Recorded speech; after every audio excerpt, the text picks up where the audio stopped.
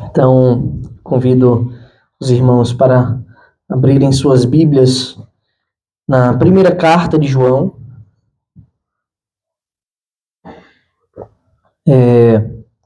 capítulo 3, para lermos do versículo 1 até o versículo 10. Primeira carta de João, capítulo 3, do versículo 1 até o versículo 10. Nós estamos expondo há algum tempo essa carta, né? Se Deus permitir, quando chegarmos ao fim dela, iniciaremos outro livro da Bíblia para estudá-lo sequencialmente, capítulo por capítulo, versículo por versículo, para cobrirmos a maior quantidade de porções de texto bíblico e por completo, e assim para que a gente possa ter um entendimento mais amplo de livros da Escritura, tá bem? Então, os irmãos encontraram 1 João, capítulo 3, versículo 1 ao 10. Nós vamos ler e durante o estudo, caso você sinta alguma dúvida, fique à vontade para levantar a mão e fazer a sua pergunta. Leamos o que a palavra do nosso Deus nos revela. Vejam que grande amor o Pai nos tem concedido, a ponto de sermos chamados filhos de Deus. E de fato somos filhos de Deus. Por essa razão, o mundo não nos conhece, porque não o conheceu. Amados, agora somos filhos de Deus, mas ainda não se manifestou o que haveremos de ser. Sabemos que quando ele se manifestar, seremos semelhantes a ele, porque haveremos de vê-lo como ele é. E todo o que tem essa esperança, nele purifica a si mesmo, assim como ele é puro. Todo aquele que pratica o pecado também transgride a lei, porque o pecado é a transgressão da lei. E vocês sabem que ele se manifestou para tirar os pecados, e nele não existe pecado. Todo aquele que permanece nele não vive pecando. Todo aquele que vive pecando não viu nem o conheceu. Filhinhos, não se deixem enganar por ninguém. Aquele que pratica a justiça é justo, assim como ele é justo. Aquele que pratica o pecado procede do diabo, porque o diabo vive pecando desde o princípio. Para isto se manifestou o Filho de Deus, para destruir as obras do diabo. Todo aquele que é nascido de Deus não vive na prática de pecado, porque nele permanece a semente divina. Esse não pode viver pecando, porque é nascido de Deus. Nisto são manifestos os filhos de Deus e os filhos do diabo. Todo aquele que não pratica a justiça não procede de Deus, e o mesmo vale para aquele que não ama o seu irmão. Amém. Vamos orar, irmãos. Senhor Deus bendito e poderoso, nós mais uma vez te damos graças agora pela tua rica palavra, pela palavra que procede de ti, ó Deus, viva, eficaz, verdadeira, inerrante, infalível, que o Senhor decidiu inspirar e fez com que teus filhos escrevessem e registrassem o teu bom e perfeito conselho, para que todos aqueles que busquem a tua palavra possam viver de modo digno de um verdadeiro filho de Deus, de um verdadeiro servo do Senhor. Em nome de Jesus, nós clamamos a Deus agora a tua iluminação, para que possamos compreender a riqueza, a profundidade das virtudes do teu ensino maravilhoso que nos é revelado pela tua palavra.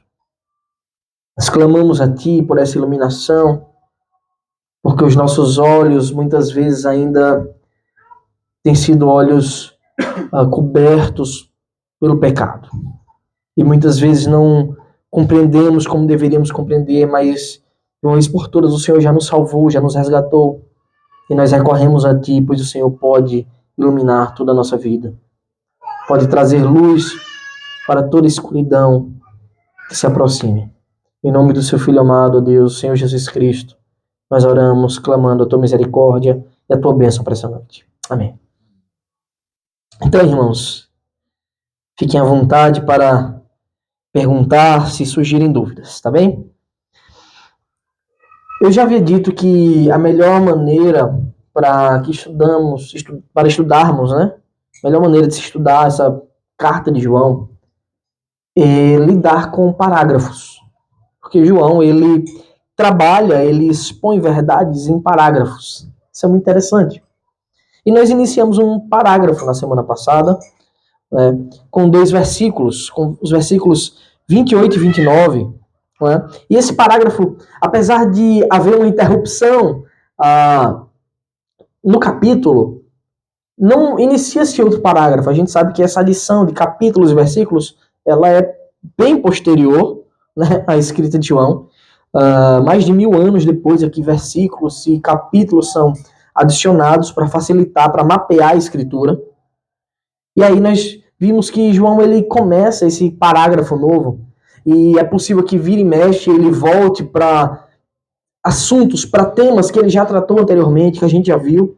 Isso faz parte também do estilo de escrita de um judeu, uma escrita por meio de paralelismos, né? Ele repete coisas, reforçando e trazendo ideias novas sobre assuntos que ele já tratou. Ele mesmo faz isso quando escreve Apocalipse. Né? Já estudamos aqui boa parte do livro de Apocalipse. Eu cheguei a dizer que João, ele explica algumas coisas, boa parte do seu livro, né, de Apocalipse, a repetição, né, de 7 vezes com detalhes diferentes da mesma coisa. Né? Bem, João, ele, no início desse parágrafo, nos versículos 28 e 29, ele disse assim: e agora, filhinhos, permaneçam nele para que, quando ele se manifestar, tenhamos confiança e não sejamos envergonhados, tendo de nos afastar dele no dia da sua vinda. Se sabem que ele é justo, reconheçam também que todo aquele que pratica a justiça é nascido de Deus. E nós vimos como João falou da manifestação de Cristo, agora a segunda. Ele já havia dito que Cristo tinha se manifestado uma primeira vez para purificar os pecados, para pagar pelos nossos pecados, para cumprir a pena em nosso lugar. E agora ele lembra a igreja de um detalhe importante, assim como nosso irmão Henrique orou aqui, que a gente não está em nosso último estágio agora. Nós estamos como peregrinos em uma terra estranha. Semelhante ao povo de Israel, quando peregrinou no deserto por 40 anos, essa é a nossa vida agora peregrinando rumo à pátria celestial. Que o Senhor mesmo nos conduz para lá. E ele fala da segunda manifestação de Cristo. E é nessa segunda manifestação de Cristo que o Senhor levará a sua igreja e levará todos para o seu tribunal e fará aquele grande juízo que o mundo espera. Então João fala de marcas que um cristão deve ter. Viver de forma justa, viver de forma amorosa. Então, a continuação desse parágrafo, né, sobre que ele começa com a manifestação, a segunda vinda de Cristo, a continuação, João, nesse parágrafo, ele lembra quem somos. É interessante isso, porque no parágrafo anterior, ele estava falando de um perigo que estava pairando da igreja. Na verdade, não que estava naquela época pairando, mas que existe até hoje no seio da igreja. O perigo da apostasia, de pessoas que abandonam a fé, pessoas que comungaram da fé e um dia abandonaram de uma vez por todas. Ele diz que eles nunca foram dos nossos, mas estavam nos nossos meios. E também o perigo dos anticristos, dos falsos, infiltrados para fazer o mal, para perverter. E agora João, ele está dizendo assim, mas vocês, os leitores, para quem eu estou dirigindo essa carta, se você foi verdadeiramente transformado por Cristo, você não é mais quem você era. Agora a sua identidade é outra. Agora você é um filho de Deus. Na verdade, essa passagem ela traz a grande e perfeita verdade do Evangelho, que o amor de Deus, O amor infinito de Deus, ele transforma homens pecadores em filhos. E essa é uma das doutrinas mais lindas da palavra de Deus. João, ele começa o versículo dizendo assim, vejam, versículo 1 do capítulo 3, vejam que grande amor o Pai nos tem concedido a ponto de sermos chamados filhos de Deus. E aí, sempre que a gente lida com isso, eu gosto de mencionar aqui aquele famoso ditado, não é? De quando alguém quer fazer alguma coisa mais extravagante, normalmente é um gasto. Normalmente alguém quer gastar alguma coisa, não é? Sabe que não pode gastar, mas pensa, rapaz, eu trabalho tanto. Aí olha assim pro trabalho, olha pro bem que quer comprar, vê que é incompatível, mas diz, vou comprar porque eu também sou filho de Deus, né? Possivelmente você já deve ter feito isso uma vez na sua vida. Mas isso é verdade? Todos os homens são filhos de Deus? Essa parece ser uma mensagem propagada mundo afora. Todo mundo é filho de Deus? A Escritura nos ensina isso? Não nos ensina isso, meus irmãos. Por mais dura que seja essa verdade, a Escritura, ela não nos ensina isso. A Escritura nos ensina que tudo que foi feito foi criado pelas mãos de um ser que tudo sabe e tudo pode. Então, há uma grande diferença entre ser criatura desse Deus e ser filho deste Deus. Mas a grande maravilha que existe nessa passagem, assim como em outras passagens da Escritura que nós vamos ver também, é que Deus decide adotar pecadores como filhos. Preste atenção. Essa é uma das doutrinas mais importantes do Evangelho. É uma das doutrinas fundamentais que, se alguém negar que ela é verdadeira, não pode ser um cristão verdadeiro. É a doutrina da adoção de filhos. Todo verdadeiro cristão deixa de ser, na sua conversão, na regeneração, deixa de ser uma mera criatura para ser filho de Deus. Talvez você, quando a gente fala isso, você não perceba a profundidade da realidade do que está sendo dito. Aqui nós vamos adentrar um pouquinho nessa doutrina. Não muito, mas um pouco. Essa doutrina da adoção de filhos.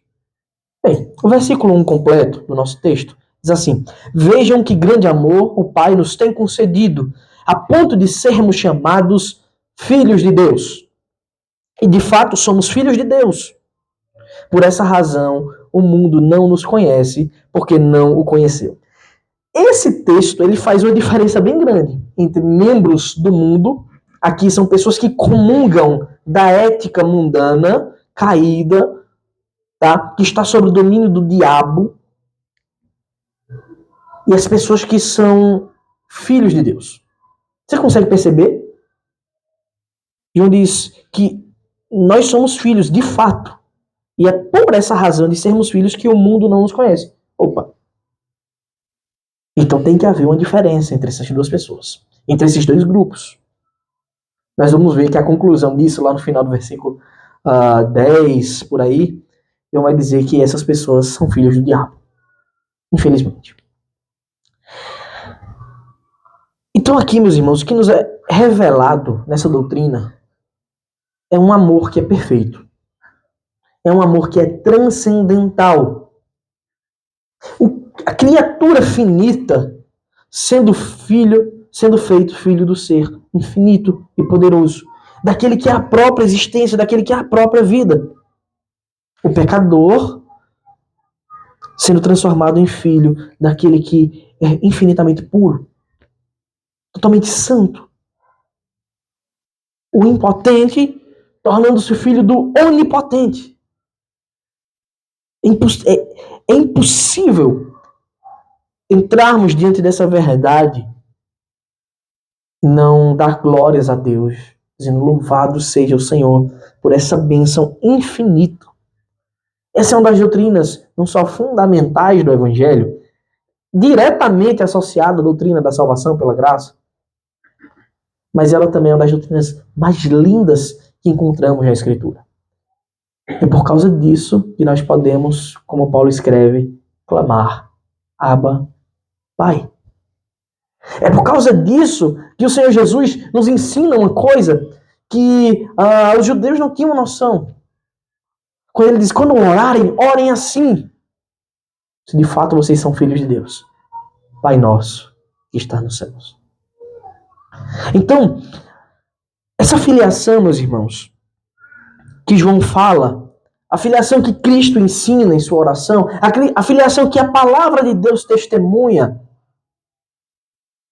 é uma filiação real. Não é de fantasia. Não é apenas um título que você bota na frente do nome, Filho de Deus, mas que não tem serventia nenhuma. Ela é adornada de muitas verdades. Ela é uma filiação real com direito a uma herança real. O que é aplicado aqui, que Paulo vai falar lá em Romanos, sobre, a gente vai ler um texto sobre os filhos de Deus. O que é aplicado é um conceito romano que existia, que é alguma coisa do tipo pater potestas, que significa dizer que o filho tem direitos reais, como a herança, por exemplo, como a um nome, por exemplo, coisa que os escravos, por exemplo, não tinham. A consequência disso, que João nos ensina, dessa filiação, dessa aproximação com o Pai, do Senhor nos moldando como um vaso nas mãos do oleiro, para cada vez mais estarmos parecidos com o Filho. Com o Filho, sim, que é unigênito, que de fato comunga da substância perfeita do Pai, do Deus triuno.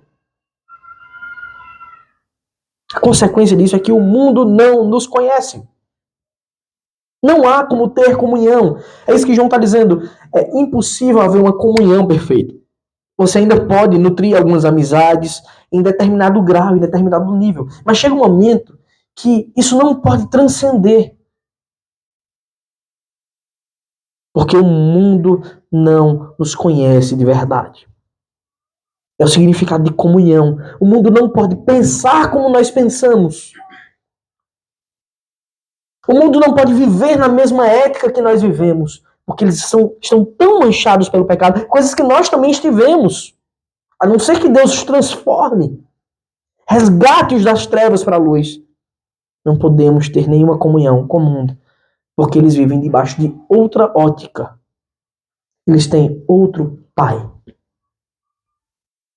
E uma coisa, querendo ou não, que vai acontecer na sua vida, é que você vai herdar coisas do seu pai.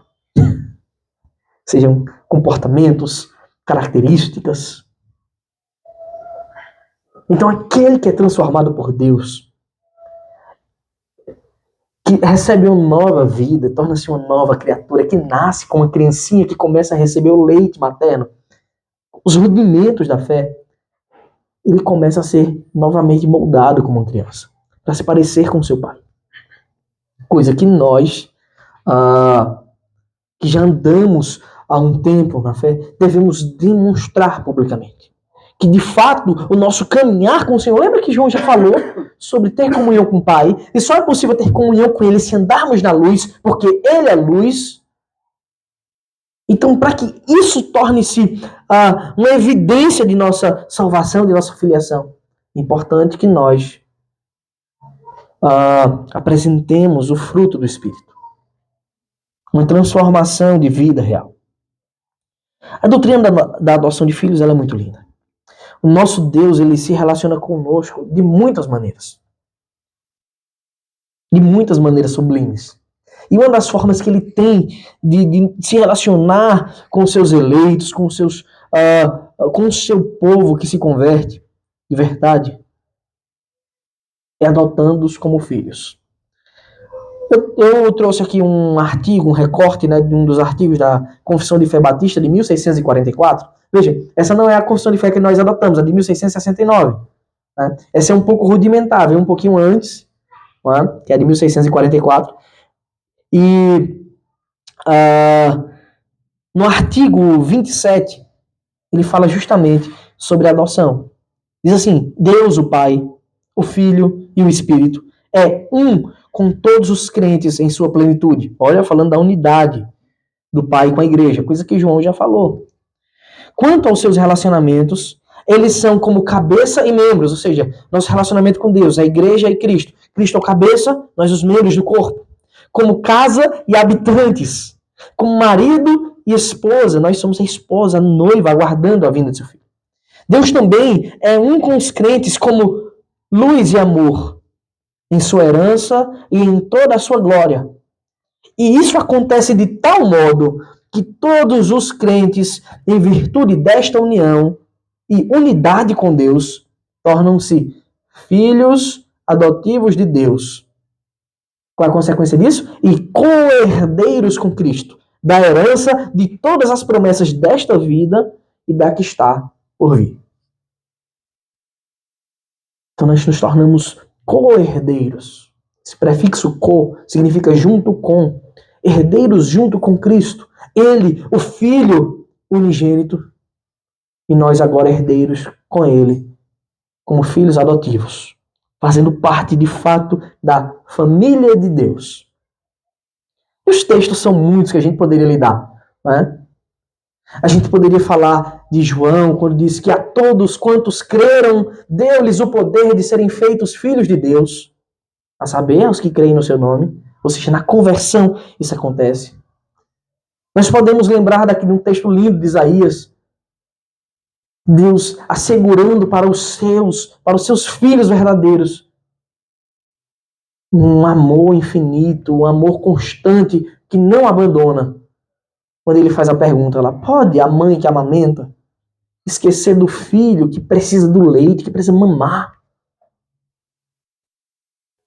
Aí ele diz, ainda que ela esqueça, eu, Senhor, todavia, não esqueço. Não abandono vocês. Eu não abandono os meus filhos. Eu os amo porque são meus filhos. Meus irmãos, eu quero que você perceba que doutrinas como a doutrina da adoção implica em muitas verdades teológicas substanciais. Você consegue imaginar um Deus que deserda um filho seu? Se alguém olha para um ser humano e já acha uma coisa terrível, meu Deus, o homem deserdou um filho. E o Deus que é puramente amor, que é totalmente perfeito. É evidente que aqueles que são adotados por Deus, tornando-se membros da sua família, jamais deixam de ser membros da sua família, se de fato creram em seu nome. Efésios, eu peço que você abra sua Bíblia, Efésios capítulo 1. Apesar de que agora eu estou usando vou usar a ARA, mas é muito parecida com a nossa, a Almeida Revista Atualizada. Efésios capítulo 1. Os versículos 4 a 6 fala justamente da adoção, né? Mas também ele cita a eleição incondicional, a predestinação do nosso Deus. Está assim como nos escolheu nele, eleição incondicional, antes da fundação do mundo, para sermos, o objetivo da eleição. Não é uma coisa vazia, não é apenas o fim, mas Deus predestina todos os meios e objetivos para quais as coisas devem ocorrer. Capítulo 1, Efésios 1, de 4 a 6. Assim como nos escolheu nele, antes da fundação do mundo, para sermos santos e irrepreensíveis perante ele, e em amor nos predestinou para ele. O Senhor traçou o nosso destino para ele mesmo, para que todas as coisas, na plenitude dos tempos, convergisse para Cristo, inclusive cada um dos seus eleitos, no tempo determinado do seu chamamento, olhasse para Cristo e fosse sugado, resgatado, de fato arrebatado para o Senhor. E o que é que ele diz? Para a adoção de filhos por meio de Jesus Cristo. Ele é o agente, o nosso irmão perfeito, o nosso Salvador, o nosso Senhor, o agente dessa adoção. Para a adoção de filhos por meio de Jesus Cristo, segundo o beneplácito de sua vontade, segundo a sua vontade extremamente bondosa e amorosa. Qual o objetivo também? Para louvor da glória de sua graça, que ele nos concedeu gratuitamente no amado. Ele nos concedeu esta bênção em Cristo. Esse é um dos textos mais incríveis, dos que eu mais gosto da Escritura. E se a gente for tratar, esmiuçar ele teologicamente, a gente vai passar muito tempo aqui, não tem como fazermos agora. Mas eu quero destacar isso, que o Senhor nos predestinou. Aquele que ele elegeu antes da fundação do mundo, olha o tempo, na eternidade, antes do mundo ser formado. Ele não elege com objetivos espúrios, mas com um santo objetivo, para que a gente ande nas pisadas de Cristo em santidade, de modo irrepreensível. Ou seja, para que ninguém diga para você, você está vivendo errado, porque o Filho de Deus tem que demonstrar santidade. Observe que não foi com tirania, mas em amor, ele nos predestinou para ele mesmo, para sermos dele, totalmente dele. Não que ele já não seja dono de tudo, mas que sejamos dele com boa vontade, com santo temor, com devoção, para a adoção de filhos por meio de Jesus Cristo. Que doutrina linda. Você que crê em Deus, você diz assim, meu Pai, o meu Senhor, o meu Deus, o meu próprio Pai é o Criador de tudo. É o dono de todas as coisas, que me faz herdar o universo e reinar com ele na eternidade. É por isso que João está o tempo todo, olhe para a eternidade. O aqui e agora é passageiro. Olhe para a eternidade. Mas não é só João que faz isso.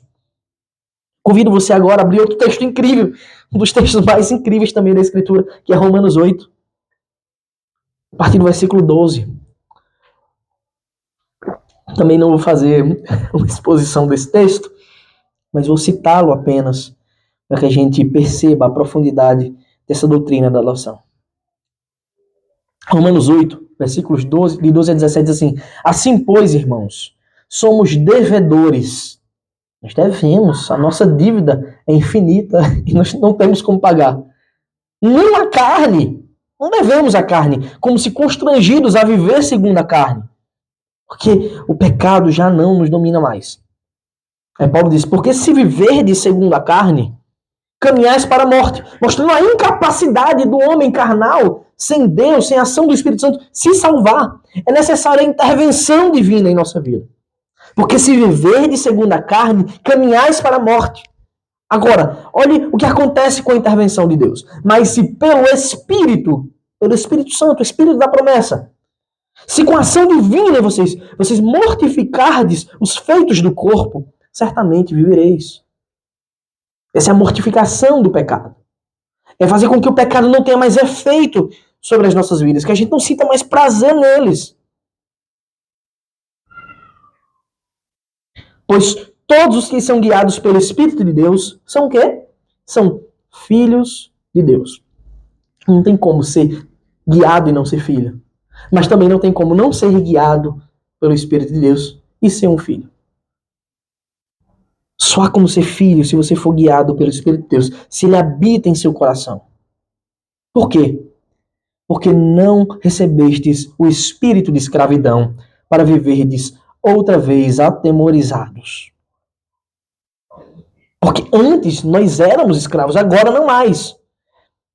Pelo contrário, vocês receberam o espírito de adoção.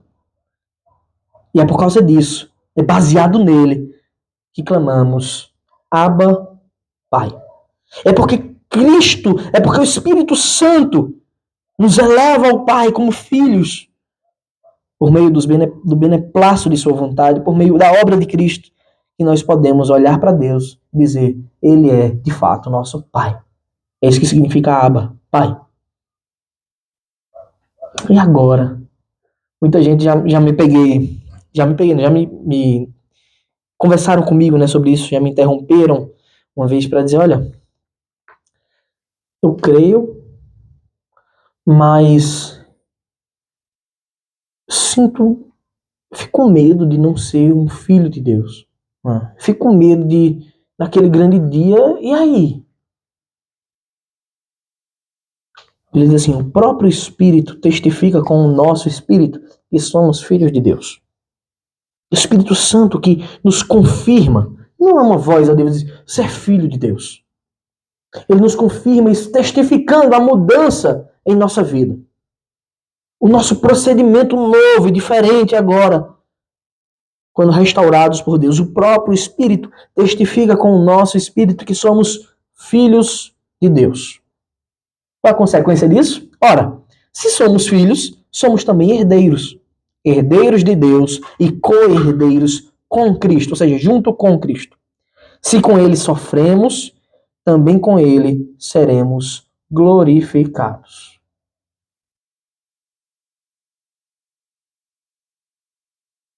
Se com ele sofremos, também com ele seremos glorificados.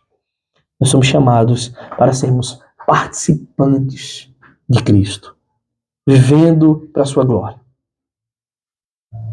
A nossa filiação, meus irmãos, ela gera uma confiança. Ela gera uma confiança verdadeira, uma confiança real em Deus. Aquele que é filho de Deus deve estar tão seguro de sua fé, porque ele mesmo nos dá essa segurança. Em Romanos ainda, capítulo 8, versículos 38 e 39, diz assim, Paulo diz, porque eu estou bem certo que nem a morte, essa certeza é por causa que Deus nos adotou como filhos. Porque eu estou bem certo de que nem a morte, nem a vida, nem os anjos, nem os principados, nem as coisas do presente, nem do porvir, nem os poderes, nem a altura, nem a profundidade, nem qualquer outra criatura poderá separar-nos do amor de Deus que está em Cristo Jesus, nosso Senhor. Nada pode nos separar do seu amor. Observe como toda a nossa ligação com o Pai, toda a nossa união com o Senhor é baseada em Cristo, que fez tudo em nosso lugar, e no Espírito que aplica a sua obra em nossos corações. A obra da salvação, a obra da adoção, da justificação, toda essa obra da ordem dos saludes, a ordem da salvação, toda ela é uma obra da Trindade, agindo completamente. O Pai que envia o seu Filho, o Filho que nos substitui, e o Espírito que aplica a obra do Filho em nossos corações. E a Trindade reunida para salvar pecadores. E se o Deus onipotente se reúne para salvar um pecador, quem poderá reverter? Quem poderá mudar esta situação? Aí você pode usar agora essa expressão. Se Deus é por nós, nesse aspecto, quem será contra nós? Quem poderá nos arrebatar da sua mão? Alguém quer perguntar alguma coisa, irmãos? Então vocês entenderam essa verdade? Que para ser filho de Deus é necessário crer, é necessário ter o Espírito Santo habitando. Deus adota filhos pecadores, mas ele adota e transforma, regenera, modifica, começa a moldar. Deixa eu falar. Então, eu estava pensando esses dias, né, que eu estava estudando louvores e fazendo umas orações assim, né? Aí eu fiquei naquele impasse, assim, tipo assim, é se precipitar eu falar pra alguém que Deus, tipo assim, ama aquela pessoa, assim, tipo, não, né? Depende do contexto. É uma pergunta difícil. Depende do contexto. Tipo assim, eu fiquei, pô, Deus ama, acolhe, abriga, perdoa, aqueles que professam como Deus Salvador, não é? Sim. Os eleitos são aqueles que professam essa fé nele, né? Isso. Aí tem as pessoas que, tipo assim, tem aquela fé superficial, que não, tipo assim, aquela fé supérflua, que acredita, acredita em Deus, tal, mais. Sim.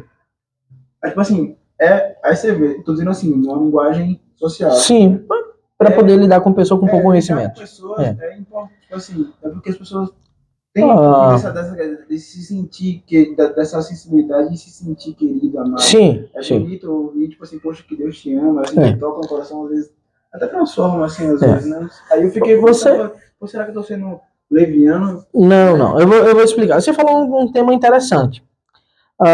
Tratar de sentimento, talvez muita gente, né, principalmente meio reformado, por amar tanto a doutrina, acaba um pouco suprimindo o sentimento. Veja, nós fomos criados por Deus assim, com sentimentos.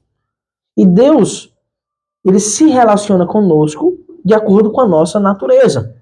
Quando Deus quis se revelar, ele providenciou uma linguagem própria para nós. Levantou homens, inspirou eles.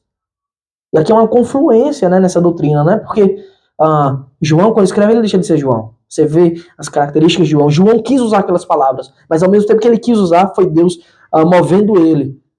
E essa forma de linguagem, pelo menos, até onde eu sei, é própria nossa, do ser humano. É possível que Deus tenha uma linguagem. É óbvio que Deus tem uma linguagem. A gente não tem como saber, né, qual é a língua dos anjos de fato, o idioma celestial.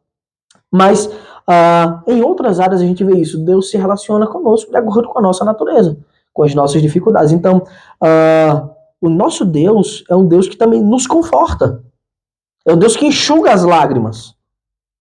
É um Deus que sente a nossa dor, porque o nosso Senhor Jesus Cristo, ele sentiu. Você vê Cristo chorando na morte de Lázaro, por exemplo. Tá? Então, respondendo a sua pergunta, que eu estou citando aqui para que a gente não acabe, né, anulando um lado dos sentimentos, mas a gente deve fazer o quê? Aplicar o princípio da moderação. Não é? A gente não pode ser sentimental a ponto de não agir com a razão. Então, as duas coisas são verdadeiras. Dependendo do contexto, dizer assim, Jesus te ama salvificamente, eu estou errado, eu não tenho como fazer isso, porque eu não conheço o decreto de Deus. Agora, dizer que Deus ama a pessoa, Deus ama todos os pecadores do mundo, é verdade. Porque Deus tem um amor criacional, um amor divino, de fato, mas não necessariamente o salvífico. Esse é aplicado nos eleitos. É um amor especial, que a gente não tem como definir. Mas entender que Deus ama e sustenta, sim, a gente vê Deus. Acho que até uma prova disso é Jesus Cristo, né? Uma prova desse amor. Sim, você vê Cristo, por exemplo, curando pessoas que não crentes, que não voltaram, e é uma demonstração de amor. Né? Então, nesse aspecto, digamos assim, de um relacionamento mais amplo, não estrito, né, em termos de salvação, sim, Deus ama. Então, nesse aspecto, você pode lidar com a pessoa no evangelismo. Você tem uma fé superficial. Olha, esse Deus, ele quer o seu bem. Ele fez você acordar hoje. Ele te deu vida. Ele está te dando ar para você respirar agora. Ele está te sustentando. Você só não está percebendo que sempre é Deus sustentando todas as coisas pela palavra do seu poder. E dando amor, um amor nesse aspecto universal, para todos. E aí você pode dizer assim, agora que você olha isso, está percebendo esse amor, você pode agora experimentar um amor especial. E esse amor especial você experimenta se você crê no Evangelho. Se você ouvir o chamado, se você crê de fato, aí você vai poder experimentar esse amor que é salvífico, que é transcendental, que é sobrenatural. Você percebe? Há uma possibilidade de a gente explicar sobre esse amor. Existe o amor de Deus na vida de todo mundo. O fato de você estar aqui sendo crente ou não é porque Deus te sustentou. É graça comum, né? É uma graça comum, é um amor comum. Agora, o amor especial é isso que a gente apresenta no Evangelho. Né? E você pode usar isso. Tá? Usar os sentimentos para trazer a razão para a pessoa. Né? Tudo bem? Então vamos. A gente não é tão frio, né, Renato? As pessoas falam, nós já somos tão frios. Isso. Às vezes tem. É porque de fato alguns reformados são tanto frios mesmo. É até uma forma de você conseguir evangelizar. Porque Sim. O simples de você chegar para uma pessoa e falar Jesus te ama, você não está dizendo nada ali, entendeu? É muito pouco. É muito superficial. Muito superficial. As pessoas já... A pessoa pode dizer, meu pai também me ama em casa. Minha mãe, Então você vem com uma explicação, um argumento desse, né? Uma forma de. Esse Jesus te ama é só uma cereja do sim. tem toda exatamente. É o grosso da não podemos ser vazios, né? Devemos atrelar, sim, a emoção sem perder a razão. E aí a gente consegue viver como somos. Nós somos assim, seres emocionais, mas também chamados para agir de acordo com a razão. Né? É que, tipo assim, eu também tava vendo. Eu escutei uma música esses dias, velho, sobre. Música bonita, pô. Falando de que Deus, ele. Não é a questão de Deus abrir o mar e tal, tipo assim, do que Deus faz pra pra gente. Sim. Do que ele pode fazer pros seus filhos, seus servos, né? Sim. Aí, pô, eu me emocionei com a música, né? Acho que a música é bacana e tal, tudo mais. Só que eu vejo muita gente pegando essa questão dessa mensagem, de algumas mensagens assim, do que Deus faz por nós e da promessa dele na sua vida. E tudo Querendo mais. aplicar como uma regra, Não, tipo, as coisas sobrenaturais. não é sentido. Isso é uma coisa que eu pensei também, né? Tipo assim, Sim. depois eu fiquei pensando, vou abrir um mar e tal, e hoje, como refutar desse jeito. Mas o que eu fiquei refletindo foi sobre, assim, como as pessoas, no modo geral, né? Aí vem aquela parada do coach e tal, tudo mais, tipo assim, como as pessoas pegam a promessa ao se saciar na vida, a uma conquista, ou se emocionar em Deus prover algo. Isso. E não estar tipo assim, satisfeito em ter o que... Sabe o que é que você percebeu? Você percebeu que o evangelho coach, que não é evangelho, né? É uma mensagem diabólica. Que quem faz isso que você está dizendo é o diabo. O diabo pega uma verdade e deturpa ela para usar com princípios espúrios, não é? De forma sutil. Deus é um Deus bondoso que fez coisas grandiosas, abriu o mar para o seu povo passar bem enxuto, sustentou no deserto. Esse é o Deus que quer você ver você bem, agora saudável, amado. Não fala de Cristo, não fala dos pecados. Não é? Então, pega uma verdade e usa de um modo espúrio. Tá? Esse não é o evangelho, é justamente isso que o diabo faz. Sim, sem dúvida. Anestesia, né, como diz um determinado pastor aí, anestesia pessoas para ir para o inferno. Elas vão anestesiadas para o inferno. Só pesado. Aí eu fico... dá aquela frustração assim de, poxa, uma pessoa que se sacia com coisas tão efêmeras. Imagine se conhecer o amor de adoção. Não tem consciência Exatamente. Da magnitude do que é ser saciado. Exatamente. Em Cristo, assim, sabe? Que é, tipo assim, sobrepõe sem dúvidas. Incomparavelmente a hierarquia profissional, ou a tudo. Bens materiais, o título que seja, né? O amor salvífico é, assim, transcendental. Não tem como comparar. Bem, o versículo 2, eu acho que a gente não vai chegar no 10.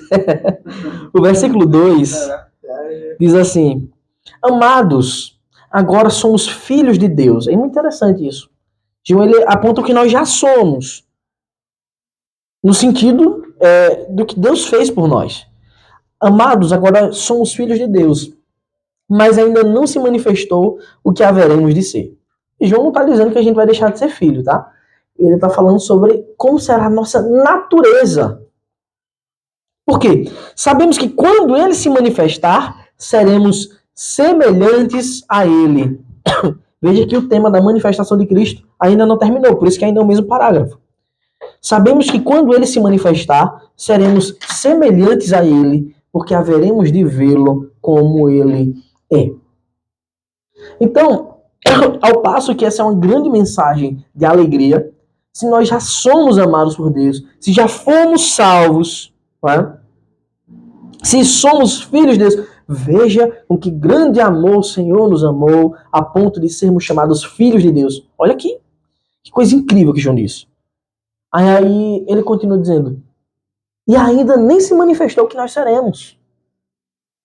E Paulo escreve sobre isso. Quando ele fala sobre como seremos transformados. Num abrir e piscar, num abrir e fechar de olhos, no piscar de olhos. Naquele grande dia, quando ele diz assim que esse corpo mortal, né, será revestido de imortalidade.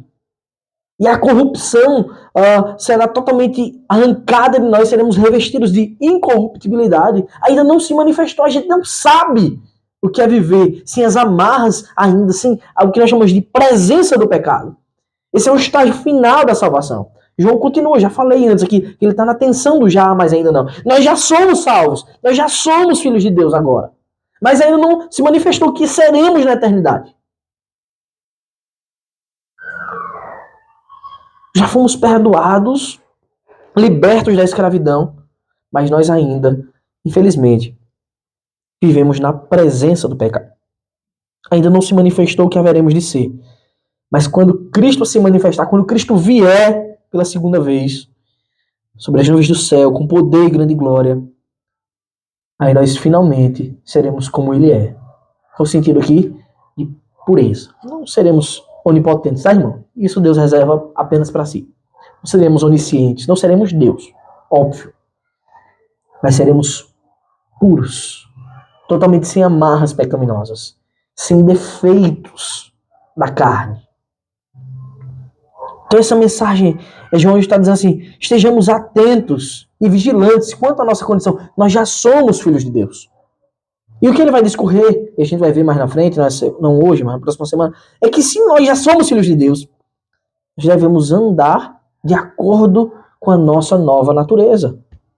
A filiação, ela já é verdadeira. É isso que João está dizendo. Somos, de fato, filhos de Deus. Podemos chamar o Senhor de Pai. Mas ainda não somos o que nós seremos na eternidade. Ainda possuímos uma mente com pecados. Ainda possuímos uma carne corrupta. Ainda possuímos a presença. Ainda estamos na presença do pecado. Nossa mente às vezes deseja o mal. Nossos pés ainda vacilam e resvalam no pecado. Nós ainda temos um corpo cheio de fraquezas. Não só físicas, mas também morais. E uma mente também assim. É na segunda vinda de Jesus que nós vamos ser aperfeiçoados. E aí Paulo escreve, quando vier o que é perfeito, aí tudo que é em parte será aniquilado. Nada mais vai ser em parte. Seremos completamente aperfeiçoados. Seremos semelhantes a ele, sem as fraquezas que o pecado nos impõe. Seremos iguais a ele em pureza, não em poder e glória. Isso Deus reserva para si, porque ele continuará sendo Deus e nós não seremos deuses, bem, mas filhos dele. E aí sim, finalmente o veremos face a face, coisa que é impossível para um homem vê-lo sem morrer, porque a sua glória consumiria qualquer um. Se você tem dúvida disso, você vai ler sobre como Moisés encontrou o Senhor no que nós chamamos de teofania, uma aparição de Deus. Né? Nem é Deus em sua plenitude. A teofania. Tem várias na Bíblia, tá? A sarça é uma teofania que Deus diz, tira as sandálias dos seus pés, que o lugar que você está pisando é santo. Você está diante de Deus, na sarça ali. Ou quando você pega, por exemplo, Isaías, quando ele é levado, não é? E quando Isaías vê aquela cena, ele não viu Deus. O que ele viu foi os anjos rodeando a Deus, cobrindo o rosto, cobrindo os olhos. E aí ele diz assim, estou perdido. Já era para mim. Porque eu habito no meio de um povo de impuros lábios, um povo que fala o que não deve falar. Eu sou assim. E meus olhos contemplaram a grandiosidade. Ele não viu a grandiosidade de Deus. Mas sua percepção foi que o que ele viu já foi imenso. Ele certamente eu vou morrer. Agora, o que vai acontecer é que nós o veremos face a face. Como explicar isso? Ainda não se manifestou o que haveremos de ser. Não temos como saber. Um dia saberemos. E é nessa esperança que nós nos agarramos de vê-lo, de contemplá-lo, de desfrutarmos de sua presença. Por ora, o que é que os filhos devem fazer? Por ora, se você foi transformado em filho de Deus, porque creu, porque todos quantos crerem, deu-lhes o poder de serem feitos filhos de Deus. Agora que você já é filho, o que é que você deve fazer? É simples. Um filho obedece ao pai. Um filho ouve a ordem do pai e segue. Porque o pai que ama o seu filho, jamais ele diz para fazer uma coisa que vai lhe prejudicar. Pelo contrário, ele só diz coisas boas para o seu bem. Amém, irmãos? A minha esperança era 10 versículos. 2 foi uma vitória. Os irmãos querem perguntar mais alguma coisa? Contemplar? Ou completar? Ou falar mais alguma coisa? Quem nos visita? Perguntar alguma coisa? Então, vamos colocar de pé, irmãos, que a gente ora encerrando e louvando a Deus pela bênção maravilhosa que Ele nos dá de contemplar a sua palavra.